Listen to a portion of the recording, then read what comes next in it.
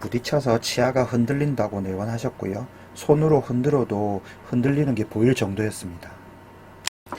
빨간 선이 본래 있어야 하는 뼈고요. 노란 선이 지금 있는 뼈입니다. 저 차이만큼이 풍치로 인해 녹은 뼈이고요. 녹색 화살표를 보시면 치아가 다 썩어 있는 것이 관찰이 됩니다. 관련 동영상은 저렇게 검색해 보실 수도 있고 내용에도 링크를 걸어 놓았습니다. 여기서 이제 치료 방법을 결정해야 하는데요. 치아가 빠졌을 때 할 수 있는 것은 1. 브릿지, 2. 틀니, 3. 임플란트. 틀니는 못 쓰시겠다고 하셨고요. 저걸 브릿지를 하려면 거의 상악 전체를 다 뜯어내야 합니다. 결국 임플란트 밖에는 방법이 없었고요.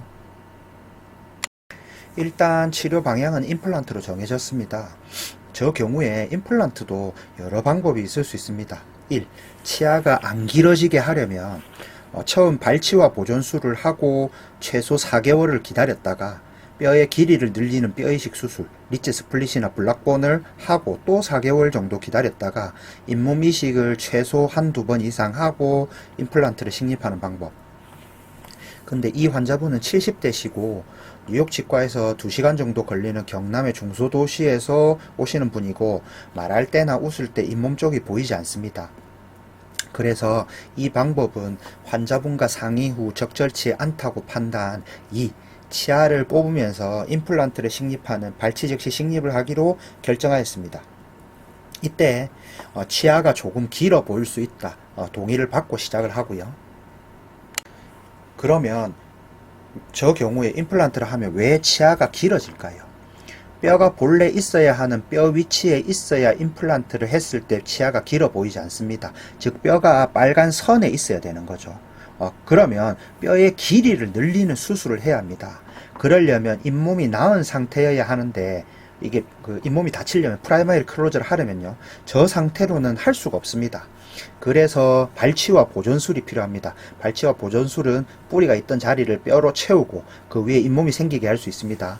그런데 발치와 보존술은 근처 뼈 이상으로 뼈가 되지 않습니다. 그래서 하얀색 이상으로는 뼈가 되지를 않습니다.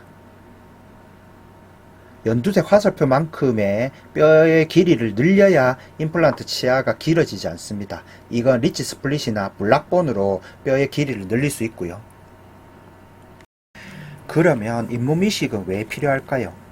옆에 그러니까 뼈의 길이를 늘리는 수술을 하면요. 뼈 이식에서 가장 중요한 성공의 요소가 프라이머리 클로저. 잇몸이 뼈를 완전히 덮어야 합니다. 그러려면 잇몸을 늘려주는데 그 과정에서 잇몸이 얇아집니다. 잇몸이 두꺼워야 임플란트 크라운이 안 길어 보일 수 있습니다. 이렇게 뼈의 길이를 늘리는 수술은 뼈이식 중 가장 어렵습니다. 그만큼 성공 확률이 떨어지겠죠. 그리고 비용이 정말 많이 듭니다. 뼈이식을 2번 이상 해야 하고 잇몸 이식을 최소 한두 번 해야 하니 시간도 정말 많이 걸립니다. 그런데 앞에서 말씀드렸던 것처럼 환자분이 70대시고 2시간 정도 걸리는 경남의 중소도시에서 오시는 분이고 말할 때나 웃을 때 잇몸 쪽이 보이지 않습니다. 어떤 치료가 환자분한테 더 좋은지는 환자분과 충분히 상의 후 결정하고 있습니다. 발치를 하고요. 임플란트를 식립하고 뼈 이식을 했습니다. 임플란트 수명에서 가장 중요한 것은 임플란트 식립 조건에 맞게 식립하는 것이고요. 역시 마찬가지로 임플란트 식립 조건에 맞게 식립되어 있습니다. 5개월 후 본을 떠서 유역치과에 맞춤 어벗을 만들고요. 임시치아를 일단 만듭니다. 뼈가 많이 줄어든 곳이 치아가 길어진 것을 관찰할 수 있고요. 최종 보철물 사진입니다. 보철은 임플란트 브릿지 형태로 만들었습니다. 그러면 처음부터 이 치료를 시작하기 전부터 치아가 길어지는 것은 이미 알고 있었습니다. 그런데 잇몸 부위의 은색은 왜 보일까요? 뼈의 모양에 따라 임플란트를 저렇게 식립했다고 하면 뼈의 모양은 사람마다 부위마다 다 다르기 때문에 어떻게 식립되는지는 대부분 뼈의 모양에 달려 있습니다. 그런데 브릿지 보철물을 끼우려면 패스가 맞아야 합니다. 그래서 어벗이 길어질 수밖에 없고 잇몸에서 은색이 조금 보이는 것입니다. 만약 보철을 한 개씩 만들면 저 은색이 안 보이게 할 수도 있습니다. 그런데 왜 브릿지 형태의 보철을 했을까요? 이분은 다른 환자분인데요. 이 환자분의 경우 2014년 6월에 임플란트를 하셨으니 10년이 조금 넘은 상태고요. 저 빨간 선이 하나의 보철입니다. 그리고 노란 화살표 부위가 가리키는 중간 치아가 많이 썩었습니다. 그래서 저 치아를 발치를 하고 보철물 수리를 치과에서 간단히 했습니다. 만약 하나의 보철이 아니었다면 발치를 하면 저 부위에 다시 임플란트를 해야 합니다.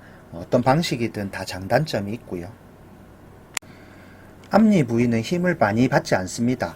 저 임플란트 브릿지의 경우 최악의 경우 2개의 임플란트를 상실한다고 해도 저 브릿지는 유지될 것입니다. 이렇게 만들어 놓으면 10년, 15년 쓸 걸 20년, 30년 쓸 수 있습니다. 그리고 임플란트 브릿지 형태의 보철을 만들면 치간 칫솔이 반드시 들어가야 합니다. 저게 안 들어가면 치아 사이 부위를 청소할 방법이 없고요. 이것은 사시는 곳 근처에서 하신 임플란트입니다. 저기가 자꾸 붓고 아프다는데 치간 칫솔이 들어가지 않으니 청소할 방법이 없습니다. 계속 부었다 앉았다를 반복하는 상황이었고요. 말씀하시거나 웃으시거나 할 때 전혀 잇몸 쪽이 보이지 않습니다. 환자분의 뼈 상태 등에 따라 앞니 임플란트 치아가 길어 보일 수도, 길어 보이지 않을 수도 있습니다. 그냥 하면 앞니 임플란트 치아가 길어 보일 것을 안 길어 보이게 할 수도 있습니다. 하지만 이렇게 하려면 정말 많은 시간과 비용이 듭니다. 한번 손으로 한번 빼보실까요?